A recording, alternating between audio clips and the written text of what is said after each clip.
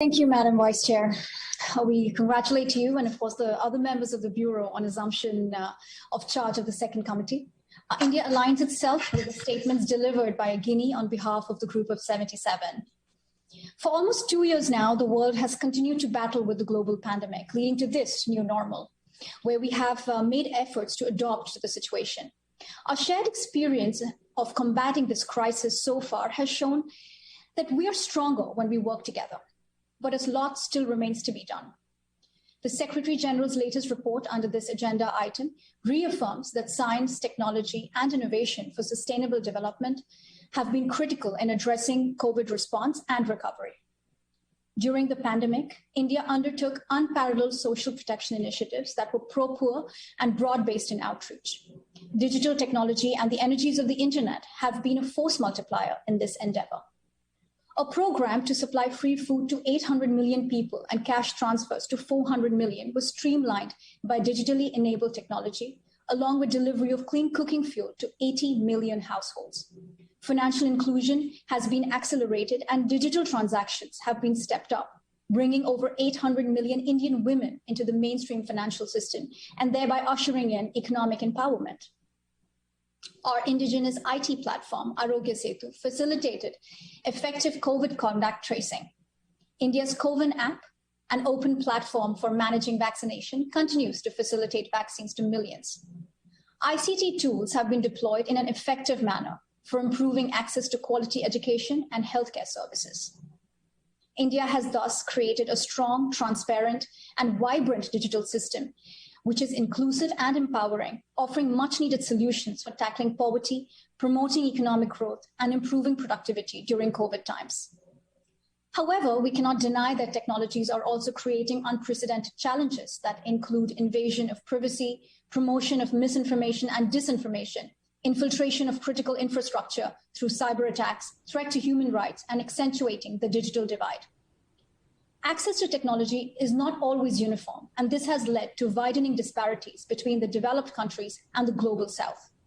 Keeping with the central premise of the Sustainable Development Goals of leaving no one behind, we believe it is imperative that the ongoing digital revolution is inclusive.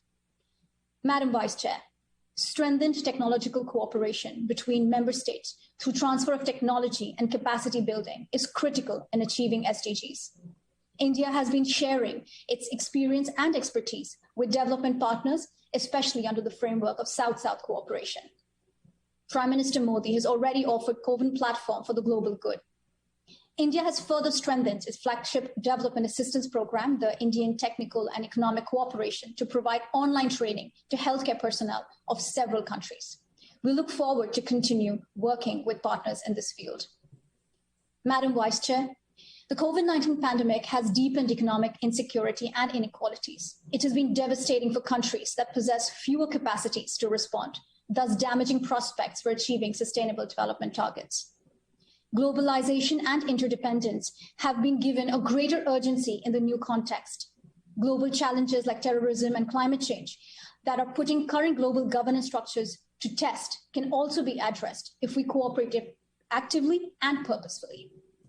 A reinvigorated and reformed multilateralism is required to better reflect the realities of today.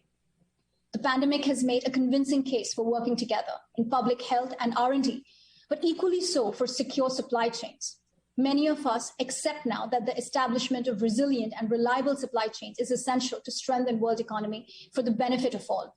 There is a need to create greater global capacities so that pandemic-scale challenges are more effectively met. Madam Vice Chair, as India has moved to deal with the pandemic itself, it has also strived to extend support to other countries, whether it is our medical assistance and humanitarian relief to over 150 nations, or sharing our vaccine production and delivery capacities with the world. We remain convinced that only a collaborative approach can succeed in tackling a complex global threat. Our initiatives, such as the International Solar Alliance, Coalition for Disaster Resilient Infrastructure, and the establishment of India-UN Development Partnership Fund are manifestations of our faith in collective action.